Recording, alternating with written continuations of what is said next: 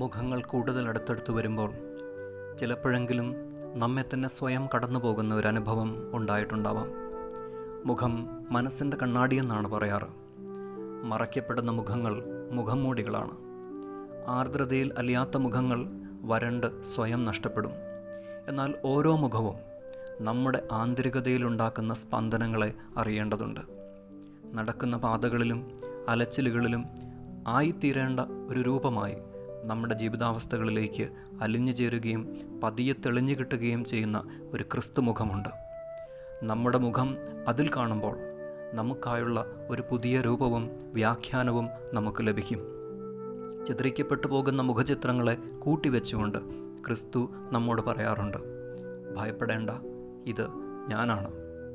ഇത് ഒരു ആഴമാണ്. വരച്ചെടുക്കാവുന്ന ഒരു ആകാരത്തിനപ്പുറം ഹൃദയത്തിൻ്റെ ഒരു ജീവാനുഭവം. അതുകൊണ്ട് ക്രിസ്തുമുഖം മനോഹരമായ ഒരു ചിത്രത്തിനപ്പുറം സകലത്തിലേക്ക് നമ്മെ ചേർത്ത് നിർത്തുന്ന വചനാംശമാണ്. നമ്മുടെ ഈ മുഖങ്ങൾ അലിഞ്ഞു ചേരുന്നതാകുമ്പോഴാണ് വചനാംശമുള്ളതാവുന്നത്.